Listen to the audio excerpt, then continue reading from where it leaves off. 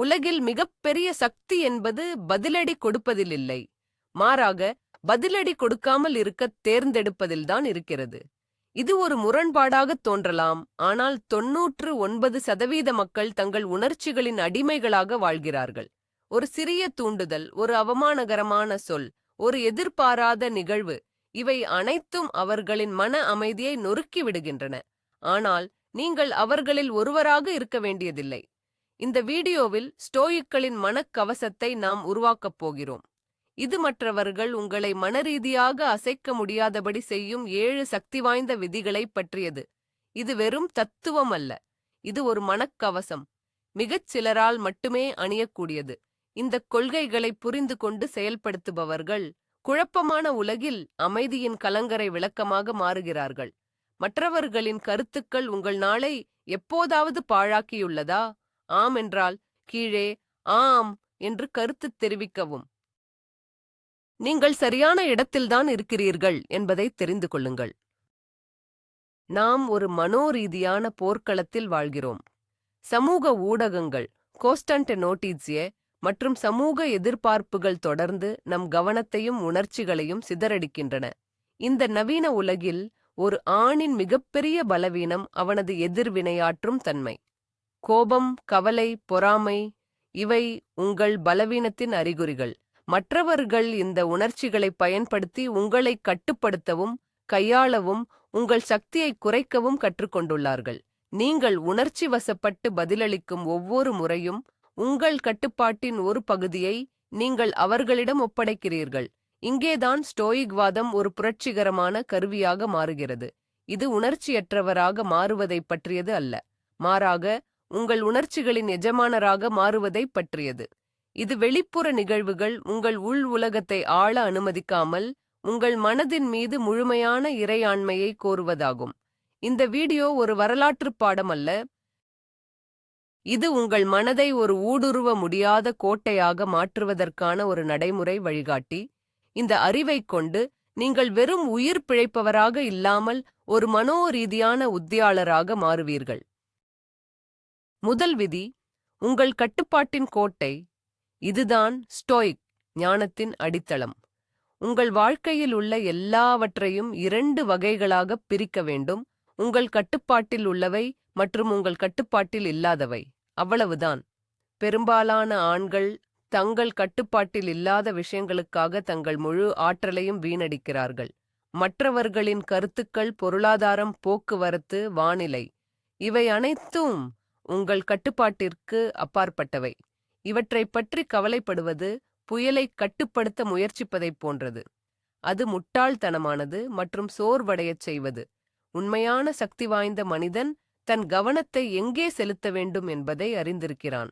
உங்கள் எண்ணங்கள், உங்கள் தீர்ப்புகள், உங்கள் செயல்கள், இவை மட்டுமே உங்கள் முழுமையான கட்டுப்பாட்டில் உள்ள சாம்ராஜ்யம். இது உங்கள் உள்கோட்டை. உங்கள் ஆற்றலை இங்கே முதலீடு செய்யுங்கள். உங்கள் எண்ணங்களைச் செதுக்குங்கள். உங்கள் செயல்களை தேர்ந்தெடுங்கள். வெளி உலகம் கொந்தளிப்பாக இருக்கலாம், ஆனால் உங்கள் கோட்டைக்குள் நீங்கள்தான் ராஜா. இந்த எளிய வேறுபாட்டை நீங்கள் புரிந்து கொள்ளும் தருணத்தில் உங்கள் மனச்சுமையின் 90% உடனடியாக மறைந்துவிடும். இதுவே உண்மையான சுதந்திரத்தின் முதல் படி. உங்கள் மனக்கவசத்தை உருவாக்குவதில் அடுத்த படி உங்கள் உள்கோட்டையை வலுப்படுத்துவதாகும். உங்கள் மனம் ஒரு கோட்டை என்று கற்பனை செய்து பாருங்கள். ஒவ்வொரு நாளும் நிகழ்வுகள், வார்த்தைகள் மற்றும் கருத்துக்கள் அம்புகளாக உங்கள் மீது ஏவப்படுகின்றன. ஒரு பயிற்சி பெறாத மனம் இந்த அம்புகளை நேரடியாக இதயத்தில் வாங்கிக் கொள்கிறது. அவமானம், கோபம், கவலை போன்ற உணர்ச்சிகள் காயங்களை ஏற்படுத்துகின்றன. ஆனால் ஒரு ஸ்டோயிக் மனம் வேறுபட்டது. அது கோட்டையின் சுவர்களைப் போல செயல்படுகிறது. அம்புகள் சுவரிலே தாக்கலாம், ஆனால் அவை உள்ளே நுழையாது. நிகழ்வு என்பது அம்பு. உங்கள் தீர்ப்புதான் அந்த அம்பு உங்களை காயப்படுத்த அனுமதிக்கிறதா இல்லையா என்பதை தீர்மானிக்கிறது. யாராவது உங்களை முட்டாள் என்று அழைத்தால் அது ஒரு அம்பு. நீங்கள் அதை நம்பி ஆம், நான் ஒரு முட்டாள் என்று தீர்ப்பளித்தால் நீங்கள் காயப்படுவீர்கள். ஆனால் இது அவருடைய கருத்து, என் உண்மை அல்ல என்று நீங்கள் தீர்ப்பளித்தால் அந்த அம்பு சுவரில் பட்டு கீழே விழுந்துவிடும். சக்தி சொல்லில் இல்லை, உங்கள் விளக்கத்தில்தான் இருக்கிறது. இந்த நுட்பத்தை பயிற்சி செய்யுங்கள். நிகழ்வுக்கும் உங்கள் எதிர்வினைக்கும் இடையில் ஒரு இடைவெளியை உருவாக்குங்கள். அந்த இடைவெளியில்தான் உங்கள் சக்தி இருக்கிறது. அந்த இடைவெளியில்தான் நீங்கள் உங்கள் பதிலை தேர்வு செய்கிறீர்கள். இதுவே உணர்ச்சி ரீதியான தற்காப்புக் கலையின் சாராம்சம். இரண்டாவது விதி, யதார்த்தத்தை மறுசீரமைத்தல். நிகழ்வுகளால் நாம் கலங்குவதில்லை. நிகழ்வுகளைப் பற்றிய நமது தீர்ப்புகளால் தான் நாம் கலங்குகிறோம். இது ஸ்டோயிக் தத்துவஞானி எபிக்டெட்டஸின் மிக சக்தி வாய்ந்த கூற்றுகளில் ஒன்று. இதன் பொருள், யதார்த்தம் என்பது இயல்பாகவே நடுநிலையானது. அதற்கு நல்லது கெட்டது என்ற முத்திரைகளை நாம் தான் கொடுக்கிறோம். வேலை இழப்பு என்பது ஒரு நிகழ்வு. ஒருவர் அதை பேரழிவு என்று முத்திரை குத்துகிறார். மற்றொருவர் அதை புதிய வாய்ப்பு என்று முத்திரை குத்துகிறார். நிகழ்வு ஒன்றுதான், ஆனால் உணர்ச்சி பூர்வமான முடிவு முற்றிலும் வேறுபட்டது. சராசரி மனிதன் தனது முதல் உள்ளுணர்வு தீர்ப்பிற்கு அடிமையாக இருக்கிறான். ஒரு பின்னடைவு ஏற்பட்டால் அவன் உடனடியாக அதை எதிர்மறையாக பார்க்கிறான். ஆனால் ஒரு உயர்ந்த சிந்தனையுள்ள மனிதன், ஒரு ஸ்டோயிக், ஒருபடி பின்வாங்கி இந்த நிகழ்வை வேறு எப்படி பார்க்கலாம் என்று கேட்கிறான். இதில் என்ன பாடம் இருக்கிறது? இதில் என்ன வாய்ப்பு மறைந்திருக்கிறது என்று கேட்கிறான். இதுதான் யதார்த்தத்தை மறுசீரமைக்கும் கலை. உங்கள் பார்வையை மாற்றுவதன் மூலம் உங்கள் உணர்ச்சியை மாற்றுகிறீர்கள். இது ஒரு மனோரீதியான சூப்பர் பவர். இந்த திறனை நீங்கள் வளர்த்துக் கொள்ளும்போது எந்தவொரு சூழ்நிலையையும் உங்கள் நன்மைக்காக பயன்படுத்தும் ஆற்றலை பெறுவீர்கள். துன்பம் உங்களுக்கு ஆசிரியராக மாறும், எதிரி அல்ல. உங்கள் யதார்த்தத்தை மறுசீரமைக்கும் திறனை ஆழப்படுத்த தடையின் வழியே வழி என்ற கருத்தை நீங்கள் புரிந்து கொள்ள வேண்டும். மார்க்கஸ் அரேலியஸ், ரோமானிய பேரரசர் மற்றும் ஸ்டோயிக் தத்துவஞானி, நமது செயலுக்கு தடையாக இருப்பது செயலாக மாறுகிறது, வழியில் நிற்பது வழியாக மாறுகிறது என்று எழுதினார். இது ஒரு ஆழமான உண்மை. பெரும்பாலான மக்கள் ஒரு தடையைக் கண்டால் அவர்கள் நின்று விடுகிறார்கள் அல்லது பின்வாங்குகிறார்கள். அவர்கள் அதை ஒரு முட்டுச்சந்தாக பார்க்கிறார்கள். ஆனால் ஸ்டோயிக் தடையை ஒரு மூலப்பொருளாக பார்க்கிறார். ஒரு சிற்பி ஒரு கரடுமுரடான கல்லை பார்க்கும்போது அவன் ஒரு தடையை பார்ப்பதில்லை, அவன் ஒரு சாத்தியத்தை பார்க்கிறான். அதேபோல் நீங்கள் ஒரு சவாலை எதிர்கொள்ளும்போது அது உங்கள் குணத்தை வெளிப்படுத்தவும், உங்கள் திறமைகளை வளர்க்கவும், உங்கள் மன உறுதியை நிரூபிக்கவும் ஒரு வாய்ப்பாகும். போக்குவரத்து நெரிசலில் சிக்கிக் கொண்டீர்களா? இது பொறுமையை பயிற்சி செய்வதற்கான வாய்ப்பு. ஒரு கடினமான சக ஊழியருடன் வேலை செய்கிறீர்களா? இது உங்கள் தகவல் தொடர்பு மற்றும் பச்சாதாப திறன்களை மேம்படுத்துவதற்கான வாய்ப்பு. ஒவ்வொரு தடையும் ஒரு பயிற்சி மைதானம். இந்த மனநிலையை நீங்கள் கடைப்பிடிக்கும்போது வாழ்க்கை உங்களுக்கு எதிராக செயல்படுவதை நிறுத்தி உங்களுக்காகச் செயல்படத் தொடங்குகிறது. நீங்கள் அசைக்க முடியாதவராக மாறுகிறீர்கள், ஏனென்றால் எது நடந்தாலும் அது உங்கள் வளர்ச்சிக்கு எரிபொருளாகிறது. மூன்றாவது விதி, விரும்பியதை அல்ல, இருப்பதை விரும்புங்கள்.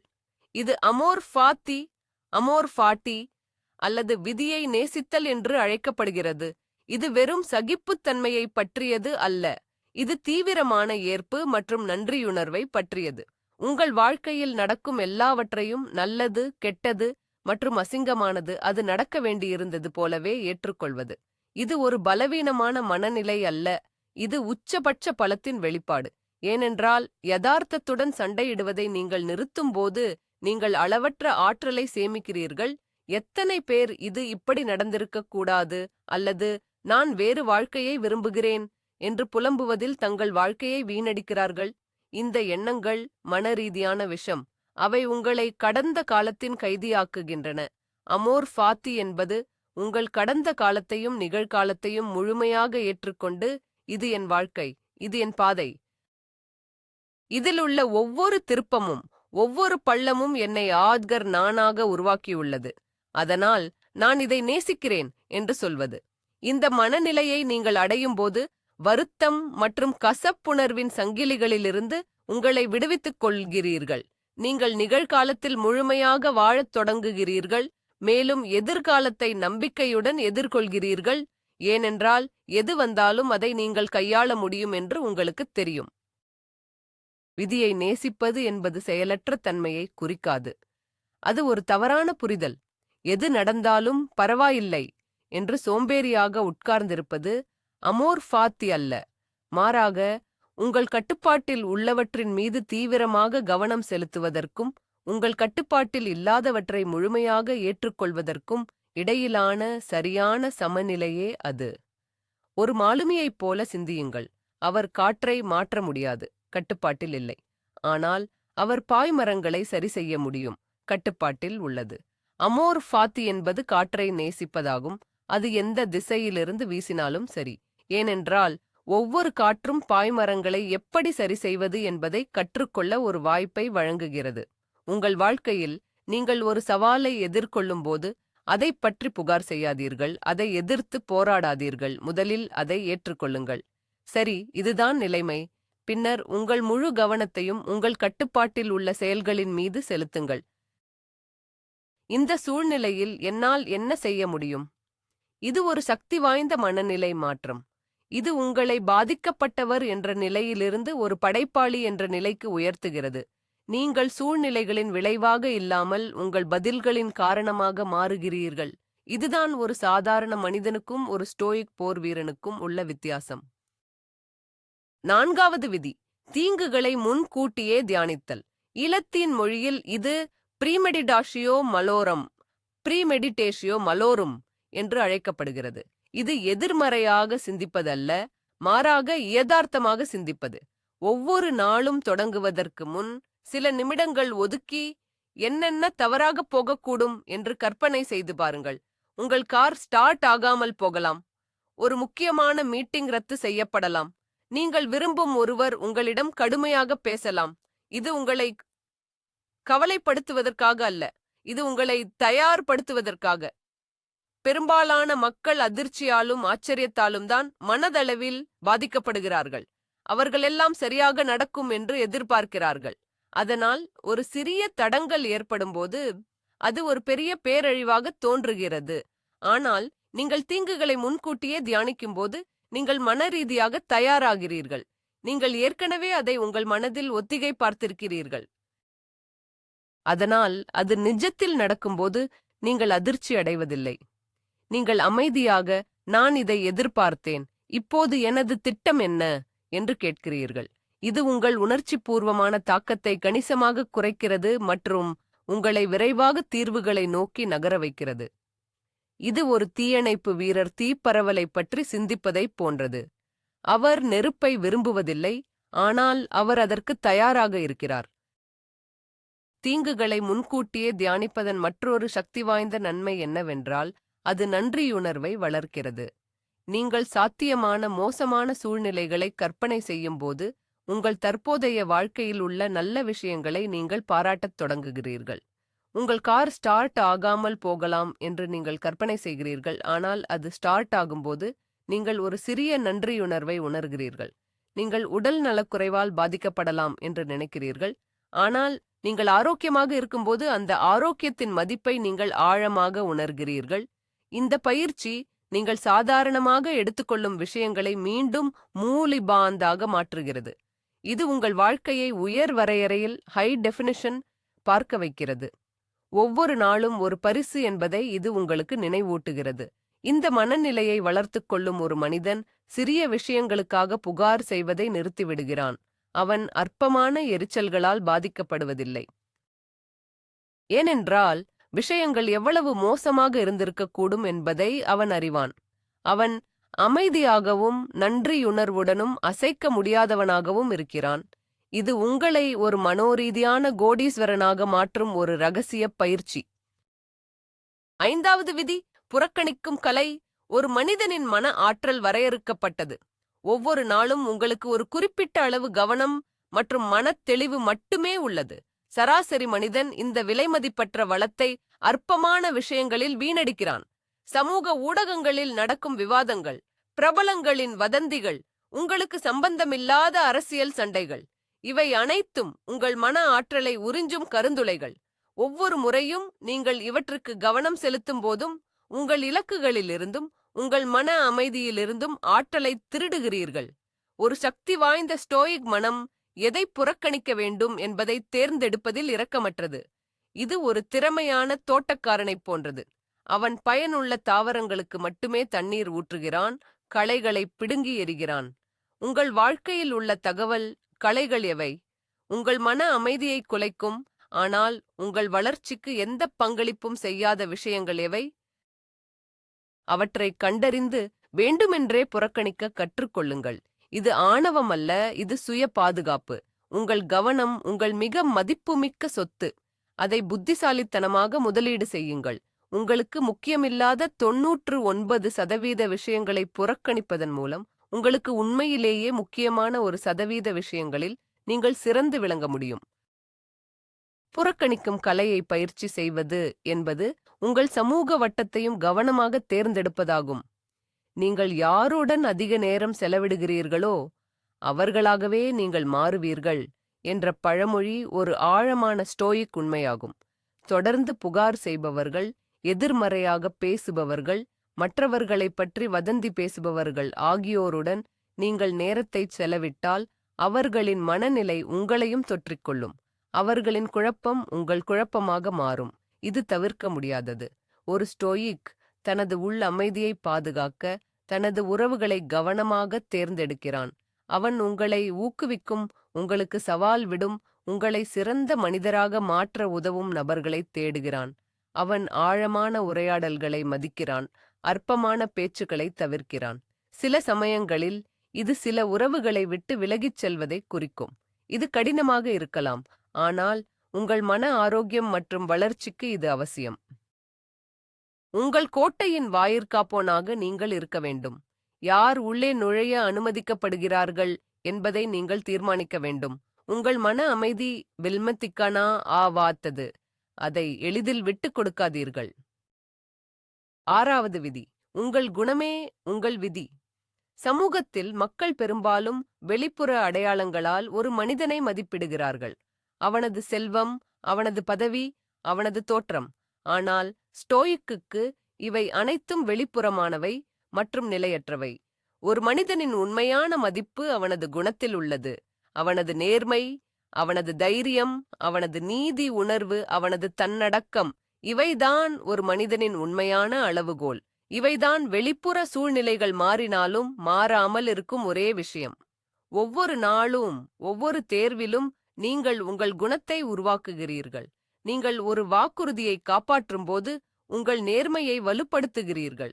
நீங்கள் பயமாக இருந்தாலும் சரியானதை செய்யும்போது உங்கள் தைரியத்தை வளர்க்கிறீர்கள். நீங்கள் கோபத்தை அடக்கி நிதானமாக பதிலளிக்கும்போது உங்கள் தன்னடக்கத்தை மேம்படுத்துகிறீர்கள். இது ஒரு சிற்பி கல்லை செதுக்குவதைப் போன்றது. ஒவ்வொரு அடியும் சிறியதாகத் தோன்றலாம், ஆனால் காலப்போக்கில் நீங்கள் ஒரு தலைசிறந்த படைப்பை உருவாக்குகிறீர்கள். அதுதான் உங்கள் குணம். ஒரு வலுவான குணம் கொண்ட மனிதன் மற்றவர்களின் அங்கீகாரத்தையோ அல்லது பாராட்டையோ தேடுவதில்லை. அவனது மதிப்பு உள்ளிருந்து வருகிறது. அவன் அசைக்க முடியாதவன், ஏனென்றால் அவனது அடித்தளம் பாறையைப் போல உறுதியானது. உங்கள் குணத்தை உருவாக்குவது என்பது ஒரு செயல் திட்டமாகும். அது தானாக நடக்காது. ஒவ்வொரு நாளும் உங்களை நீங்களே கேட்டுக்கொள்ள வேண்டும். இன்று நான் எப்படி ஒரு சிறந்த மனிதனாக இருக்க முடியும்? இது சிறிய செயல்களில் தொடங்குகிறது. காலையில் படுக்கையை சரி செய்வது, உங்கள் வேலையை சிறப்பாகச் செய்வது, யாரிடமாவது அன்பாகப் பேசுவது. இவை அனைத்தும் ஒழுக்கத்தையும் சுயமரியாதையையும் உருவாக்குகின்றன. இது ஒரு தசை போன்றது. நீங்கள் எவ்வளவு அதிகமாக அதை பயன்படுத்துகிறீர்களோ அவ்வளவு வலுவாக அது மாறும். மேலும் உங்கள் முன்மாதிரிகளை கவனமாக தேர்ந்தெடுங்கள்.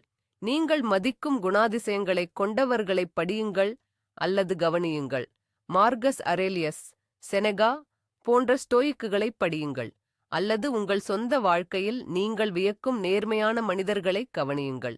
இந்தச் சூழ்நிலையில் அவர்கள் என்ன செய்வார்கள் என்று உங்களை கேட்டுக்கொள்ளுங்கள். இது உங்களுக்கு ஒரு வழிகாட்டியாகச் செயல்படும். உங்கள் குணம் என்பது உங்கள் மரபு. நீங்கள் விட்டுச் செல்லும் பணம் அல்லது சொத்துக்களை விட இது மிகவும் முக்கியமானது. அதுதான் மக்கள் உங்களை நினைவில் கொள்ளும் விதம். அதை உங்கள் தலை சிறந்த படைப்பாக ஆக்குங்கள். 7வது விதி, மரணத்தை நினைவில் கொள்ளுங்கள். மெமெண்டோ மோரி. மெமெண்டோ மோரி. இது ஸ்டோயிக்குகளின் மிக சக்தி வாய்ந்த நினைவூட்டல்களில் ஒன்றாகும். இது ஒரு இருண்ட அல்லது நோயுற்ற சிந்தனை அல்ல. மாறாக, இது வாழ்க்கையை முழுமையாக வாழ்வதற்கான ஒரு கருவி. உங்கள் நேரம் வரையறுக்கப்பட்டது என்பதை நீங்கள் உணரும்போது நீங்கள் அற்பமான விஷயங்களில் நேரத்தை வீணாக்குவதை நிறுத்துகிறீர்கள். மற்றவர்களின் கருத்துக்களைப் பற்றி கவலைப்படுவதை நிறுத்துகிறீர்கள். பயத்தால் தள்ளிப் போடுவதை நிறுத்துகிறீர்கள். உங்கள் வாழ்க்கையின் கடைசி நாள் இன்று என்றால் நீங்கள் இப்போது செய்வதைச் செய்வீர்களா? இந்த எளிய கேள்வி உங்கள் முன்னுரிமைகளை வியத்தகு முறையில் மாற்றியமைக்கும். இது உங்களை முக்கியமானவற்றில் கவனம் செலுத்தும்படி கட்டாயப்படுத்துகிறது. உங்கள் குடும்பம், உங்கள் உண்மையான நண்பர்கள், உங்கள் நோக்கம், உங்கள் வளர்ச்சி. மரணத்தின் நிதர்சனம் வாழ்க்கையின் சிறிய எரிச்சல்களை அற்பமானதாக ஆக்குகிறது. யாரோ ஒருவர் உங்களை சமூக ஊடகங்களில் அவமதித்தாரா? நீங்கள் ஒரு நாள் இறந்து விடுவீர்கள் என்பதை நினைவில் கொள்ளும்போது அது எவ்வளவு முக்கியமற்றதாகத் தெரிகிறது. இந்த கண்ணோட்டம் உங்களுக்கு அளவற்ற சுதந்திரத்தையும் தைரியத்தையும் அளிக்கிறது. மெமெண்டோ மோரி உங்களைச் செயலுக்குத் தூண்டுகிறது. வாழ்க்கை ஒரு ஒத்திகை அல்ல என்பதை அது உங்களுக்கு நினைவூட்டுகிறது. இதுதான் ASL நிகழ்வு. நீங்கள் எழுத விரும்பிய புத்தகம், நீங்கள் தொடங்க விரும்பிய தொழில், நீங்கள் சரி செய்ய விரும்பிய உறவு, அதைச் செய்ய இப்போதுதான் நேரம். ஒவ்வொரு நாளும் ஒரு போனஸ், ஒவ்வொரு மணி நேரமும் ஒரு பரிசு. இந்த உணர்வுடன் நீங்கள் வாழும்போது உங்கள் செயல்களில் ஒரு அவசரமும் தீவிரமும் பிறக்கிறது. நீங்கள் சும்மா இருப்பதில்லை, நீங்கள் வாழ்கிறீர்கள். இந்த பயிற்சியை உங்கள் நாளின் ஒரு பகுதியாக ஆக்குங்கள். காலையில் எழும்போது இன்று வாழ எனக்கு ஒரு வாய்ப்பு கிடைத்திருக்கிறது என்று நினைவூட்டுங்கள். இரவில் படுக்கும்போது நான் இந்த நாளை முழுமையாக பயன்படுத்தினேனா என்று உங்களை கேட்டுக்கொள்ளுங்கள். இது உங்கள் வாழ்க்கையை மாற்றும். இது உங்களை பயத்திலிருந்து பலாகதாரி உணர்வுக்கும் தயக்கத்திலிருந்து செயலுக்கும் மாற்றும். மரணத்தை உங்கள் எதிரியாகப் பார்க்காதீர்கள், அதை உங்கள் ஆலோசகராகப் பாருங்கள். அது உங்களுக்கு உண்மையிலேயே எது முக்கியம் என்பதைக் காட்டும். இந்த 7 விதிகளையும் இணைப்பதுதான் உண்மையான மனக்கவசத்தை உருவாக்குகிறது. அவை தனித்தனியாக சக்தி வாய்ந்தவை, ஆனால் ஒன்றாக செயல்படும்போது அவை உங்களை மனரீதியாக ஊடுருவ முடியாதவராக மாற்றுகின்றன.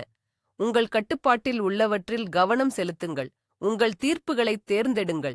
விதியை நேசியுங்கள். தீங்குகளை முன்கூட்டியே தியானியுங்கள். அற்பமானவற்றை புறக்கணியுங்கள்.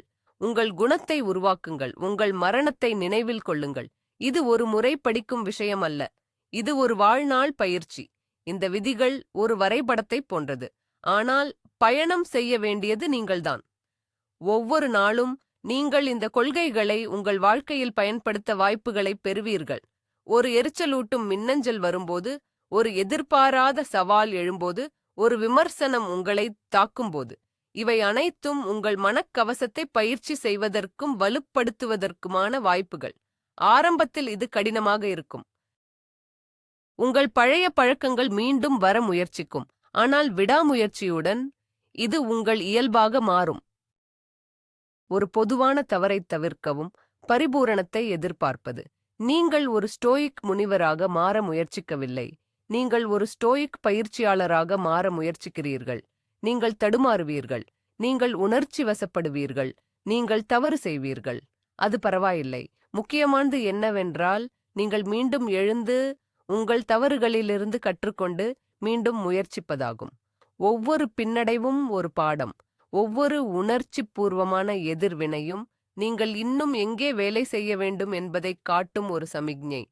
இந்த செயல்முறை தன்னடக்கத்தை பற்றியது அல்ல, சுய விழிப்புணர்வை பற்றியது. உங்கள் எண்ணங்களையும் உணர்ச்சிகளையும் கோபத்துடன் அடக்குவதற்கு பதிலாக அவற்றை ஒரு விஞ்ஞானியைப் போல கவனியுங்கள். நான் ஏன் இப்படி உணர்கிறேன்? இந்த உணர்வைத் தூண்டியது எது? இது எனது கட்டுப்பாட்டில் உள்ளதா? இந்த கேள்விகளைக் கேட்பதன் மூலம் நீங்கள் உங்கள் உணர்ச்சிகளிலிருந்து விலகி அவற்றை ஆளத் தொடங்குகிறீர்கள். இதுதான் உண்மையான முன்னேற்றம். இது ஒரு நேர்கோட்டுப்பாதை அல்ல, இது ஒரு சுழல். ஒவ்வொரு முறையும் நீங்கள் மேலே செல்கிறீர்கள். இந்த மனக்கவசம் உங்களை மற்றவர்களிடமிருந்து தனிமைப்படுத்தாது.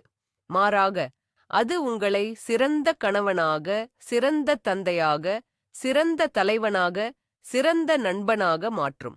ஏனென்றால் நீங்கள் உங்கள் சொந்த உணர்ச்சிகளின் குழப்பத்திலிருந்து விடுபடும்போது மற்றவர்களுடன் உண்மையாக இணைவதற்கு உங்களுக்கு மன இடம் கிடைக்கிறது.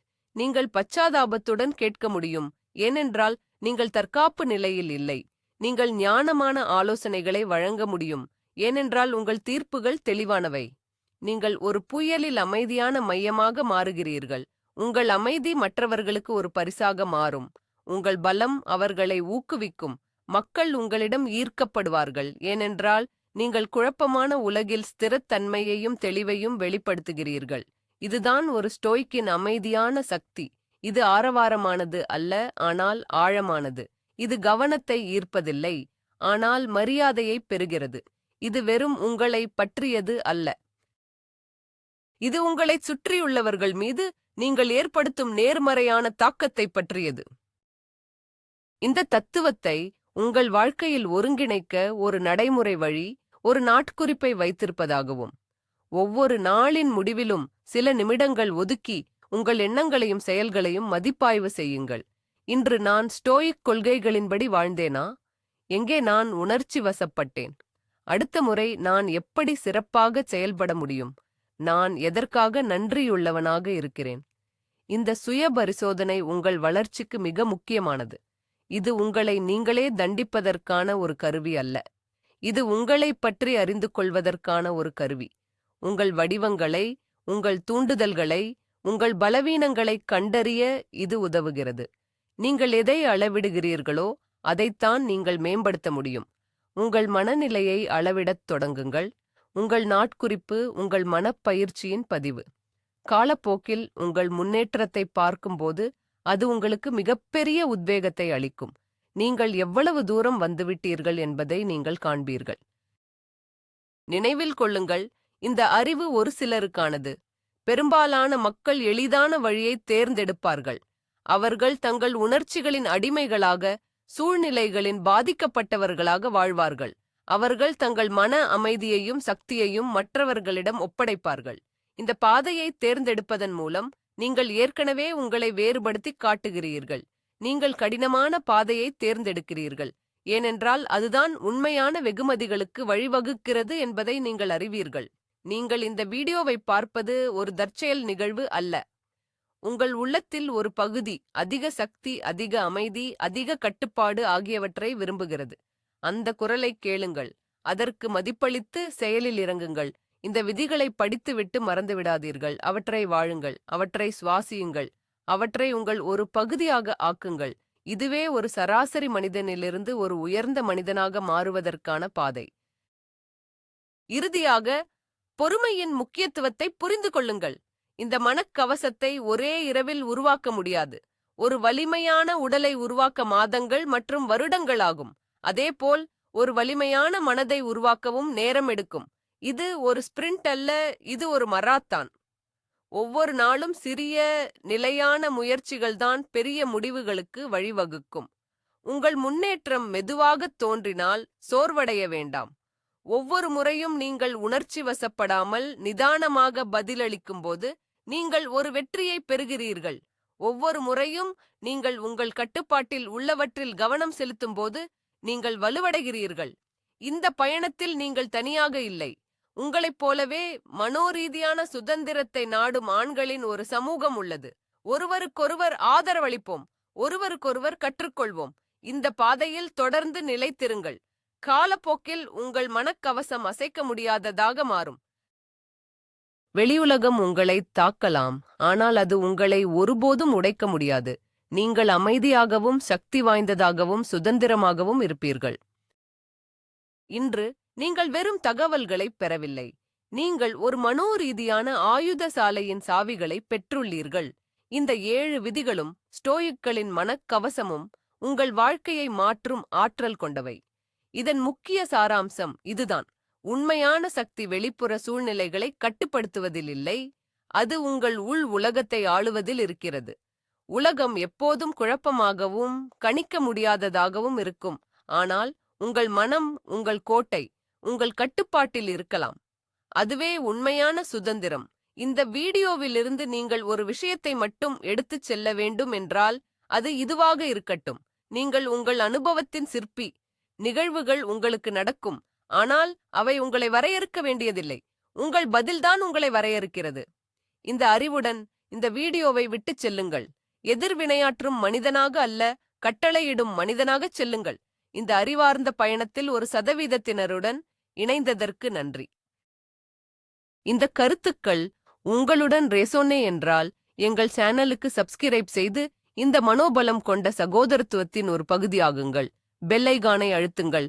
அப்போதுதான் எங்கள் அடுத்த ஆழமான பகுப்பாய்வை நீங்கள் தவறவிட மாட்டீர்கள். இப்போது கீழே உள்ள கருத்துகளில் எனக்குச் சொல்லுங்கள். இந்த விதிகளில் எதை நீங்கள் முதலில் உங்கள் வாழ்வில் செயல்படுத்தப் போகிறீர்கள்? உங்கள் பயணத்தைப் பற்றி கேட்க நான் ஆவலாக உள்ளேன்.